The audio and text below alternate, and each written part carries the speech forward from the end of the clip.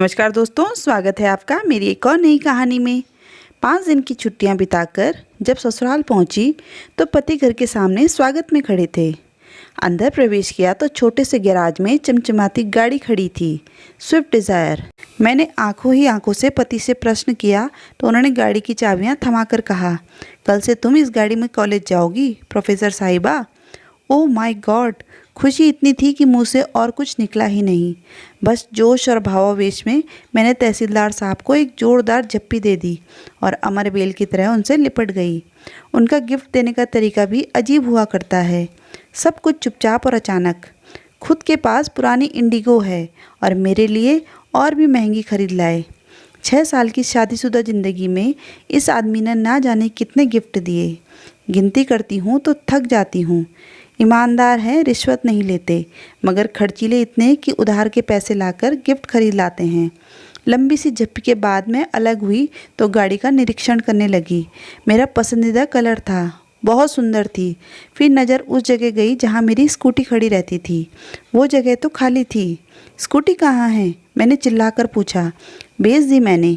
क्या करना अब उस जुगाड़ का? पार्किंग में इतनी जगह भी नहीं है। मुझसे बिना पूछे बेच दी तुमने?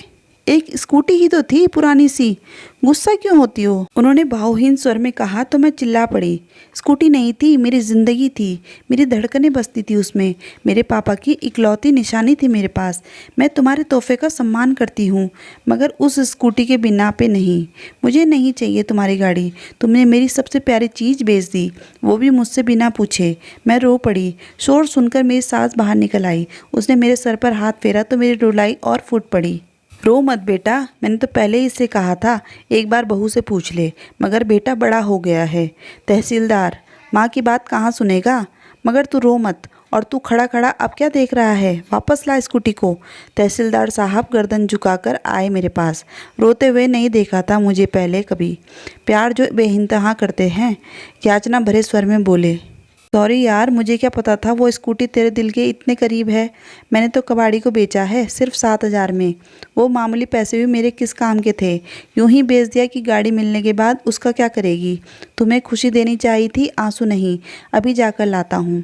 फिर वो चले गए। मैं अपने कमरे में आकर बैठ गई, जड़वत सी। पति का भी क्या दोष था? हाँ, 1-2 बार उन्होंने कहा था कि इसे बेचकर नहीं ले लें। मैंने भी हंसकर कह दिया था कि नहीं, यही ठीक है। लेकिन अचानक स्कूटी ना देखकर मैं बहुत ज़्यादा भावुक हो गई थी। होती भी कैसे नहीं? वो स्कूटी नहीं, औकात थी मेरे पापा की। जब मैं कॉलेज में थी तब मेरे साथ में पढ़ने वाली एक लड़की नई स्कूटी लेकर कॉलेज आई थी। सभी सहेलियां उसे बधाई दे रही थी। तब मैंने अचानक पूछ लिया, कितने की है? उसने तपाक से जो उत्तर दिया उसने मेरी जान ही निकाल ली थी। कितने की भी हो, तेरी और तेरे पापा की औकात से बाहर की है। अचानक पैरों में जान नहीं रही थी। सब लड़कियां वहां से चली गई थी, मगर मैं वहीं बैठी रह गई। किसी ने मेरे हृदय का दर्द नहीं देखा था। मुझे कभी यह एहसास ही नहीं हुआ था कि वे सब मुझे अपने से अलग गरीब समझती थी। मगर उस दिन लगा कि मैं उनमें से नहीं हूँ। घर आई तब भी अपनी उदासी छुपा नहीं पाई। माँ से लिपटकर रो पड़ी थी। माँ को बताया तो माँ ने बस इतना ही कहा, छिछोरी लड़कियों पर ज़्यादा ध्यान मत दे, पढ़ाई पर ध्यान दे। रात को पापा घर आए तब उनसे भी मैंने पूछ लिया, पापा हम गरीब हैं क्या? तब पापा ने सर पे हाथ फिराते हुए कहा था, हम गरीब नहीं हैं बिटिया, बस जरा सा हमारा वक्त गरीब चल रहा है। फिर अगले दिन भी मैं कॉलेज नहीं गई। ना जाने क्यों दिल नहीं था। शाम को पापा जल्दी ही घर आ गए थे और जो लाए थे वो इतनी बड़ी खुशी थी मेरे लिए कि शब्दों में बयां नहीं कर सकती। एक प्यारी सी स्कूटी, तितली सी, सोन चिड़िया सी, एक सफ़ेद परी सी थी वो। मेरे सपनों की उड़ान, मेरी जान थी वो। सच कहूँ तो उस रात मुझे नींद नहीं आई थी। मैंने पापा को कितनी बार थैंक यू बोला, याद नहीं है। स्कूटी कहाँ से आई, पैसे कहाँ से आए, ये भी नहीं सोच सकी ज़्यादा खुशी में। फिर 2 दिन मेरा प्रशिक्षण चला। साइकिल चलानी तो आती थी, स्कूटी भी चलानी सीख गई। 5 दिन बाद कॉलेज पहुंची, अपने पापा की औकात के साथ, एक राजकुमारी की तरह, जैसे अभी स्वर्ण जड़ित रथ से उतरी हो। सच पूछो तो मेरी ज़िंदगी में वो दिन खुशी का सबसे बड़ा दिन था। मेरे पापा मुझे कितना चाहते हैं सबको पता चल गया।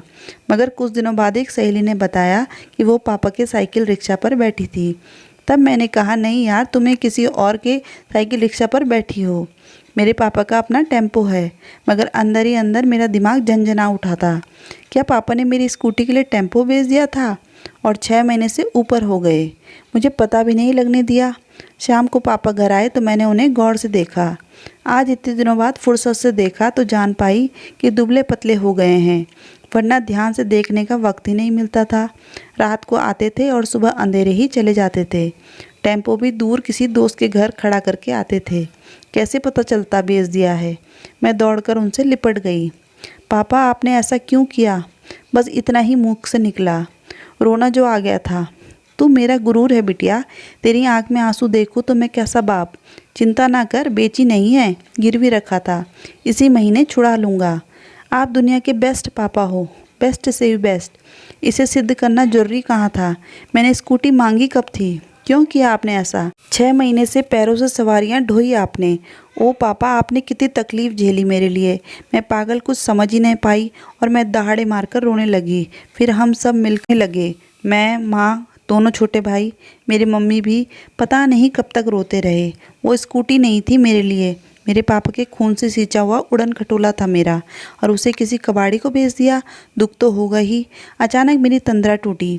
एक जानी पहचानी सी आवाज़ कानों में पड़ी, फट फट फट। मेरा उड़न खटोला मेरे पति यानी तहसीलदार साहब चलाकर ला रहे थे, और चलाते हुए एकदम बुद्धू लग रहे थे, मगर प्यारे से बुद्धू, मुझे बेइंतहा चाहने वाले राजकुमार बुद्धू।